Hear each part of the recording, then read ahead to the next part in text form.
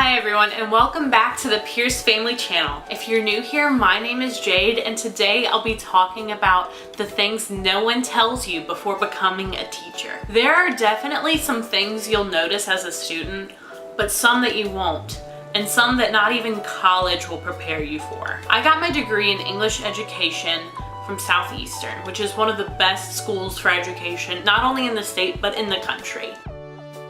One thing none of my professors ever talked about was the fact that you will have to interact with parents. Sometimes you just put your email in that syllabus for the fun of it because it looks like it needs to go there, but some parents are going to use it, and some parents are going to abuse it. Instead of talking to their children, some parents think that teachers have the secret to everything. They think we have the secret to what will make their children get an A. A lot of parents want to blame their children's teachers for the reason they're failing without ever talking to their children about it. Sometimes you'll get berating emails from parents who've never tried to talk to you about anything. They'll come out of nowhere, ask in the final weeks of school why their child is failing your English 1 class, even though they've been failing since month 1. Some parents think your email is a get out of jail free card, when it is absolutely not.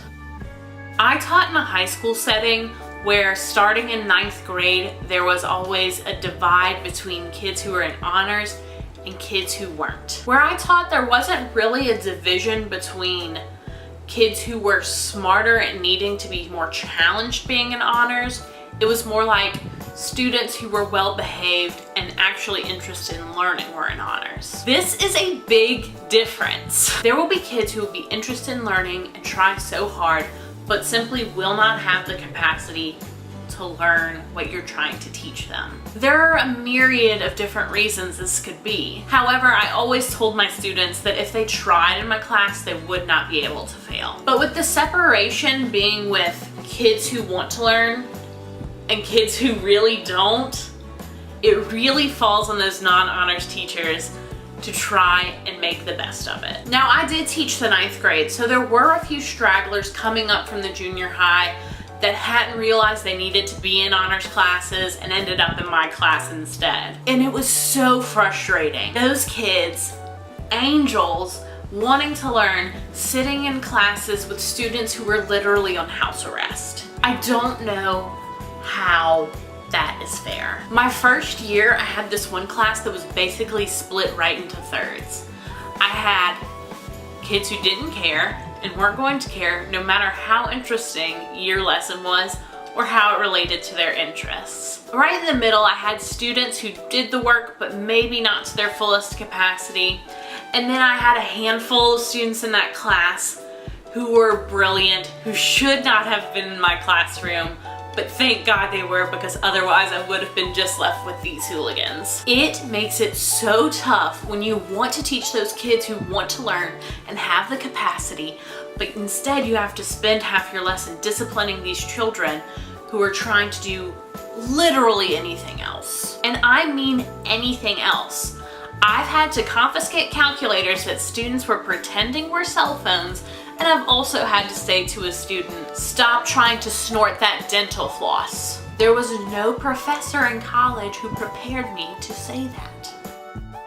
One thing college does prepare you for, though, is writing lesson plans. And at Southeastern, they start you out with these super lengthy outlines. There's so many parts to it. Your learning targets, your objectives, your anticipatory set, the block of your lesson, your exit strategy, blah, blah, blah. When I started writing lesson plans in college, they were 4 pages long. And so I knew I had a sort of script to stick to throughout my lesson. No matter how hard you work on a lesson, no matter how much you relate it to your students' interests, there will be students who will not care. I wrote and taught a 2.5-week unit on writing an essay. And I still had students who turned in essays that sounded like this. Carlos and Sarah were in love, but Carlos and Sarah's parents did not want them to be together. Carlos and Sarah had to meet in private. They met at a restaurant, and then there was a sword fight.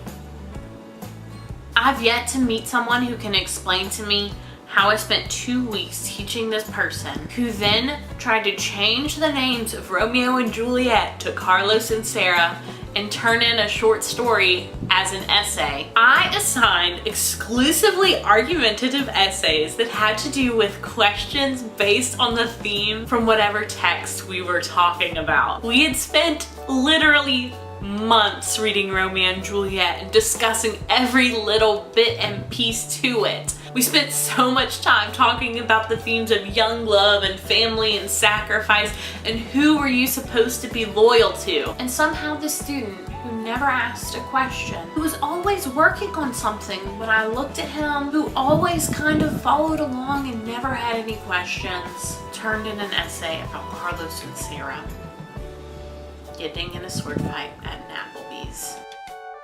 No one prepared me for all the nonsense you have to deal with the bureaucracy and paperwork of teaching. I feel like half of the things on my to-do list at any time was paperwork for something. We did so much paperwork my hand would cramp up from doing it all day long. And don't even get me started on faculty meetings. It was so obvious we had faculty meetings because it was required by the school board. We would sit in these meetings and they would tell us the same exact thing every single month.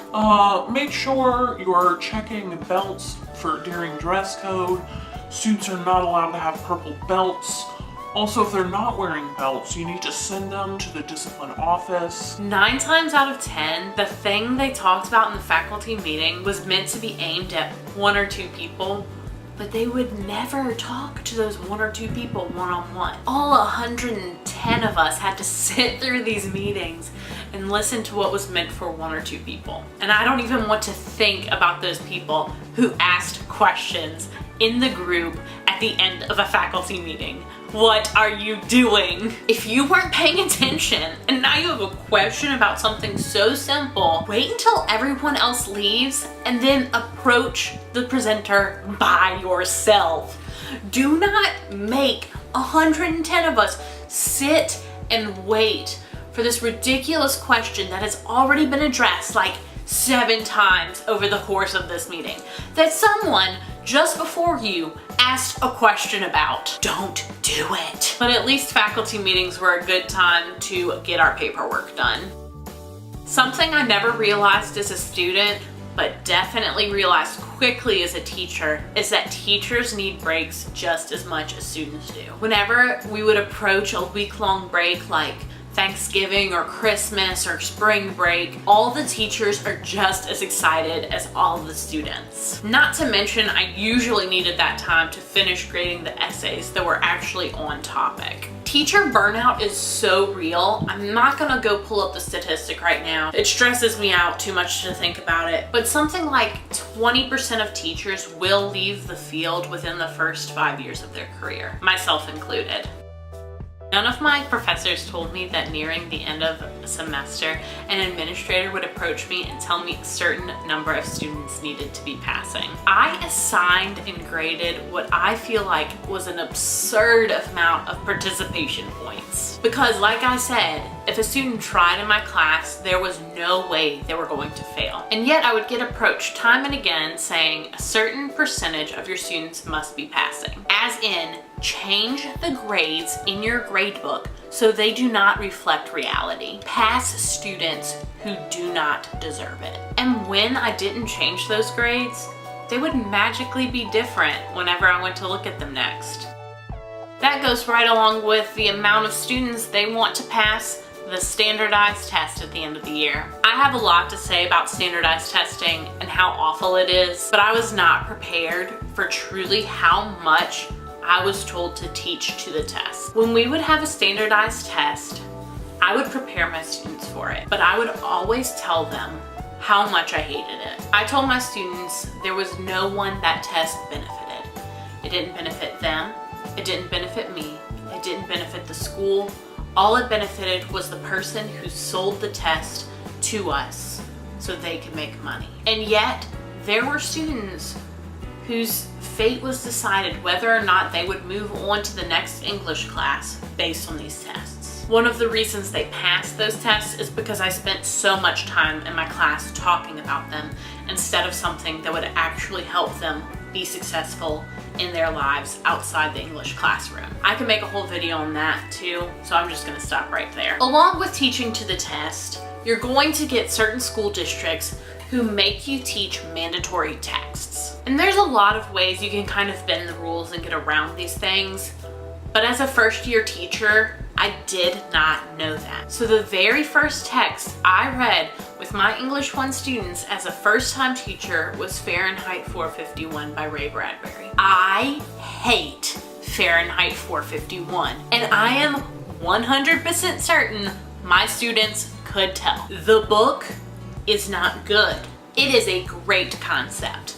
I love dystopian literature, I love young adult literature, but Ray Bradbury was so boring. He took this great idea and somehow just made it into one of my least favorite books, and I ended up having to teach it. That unit was long. Not just for the students, but for me too. When teachers are made to teach mandatory texts, it is boring for everyone, no matter how many extra things you add in, no matter how much effort you put into those lesson plans to make them interesting and not necessarily focus on the writing because, oh my goodness, his writing.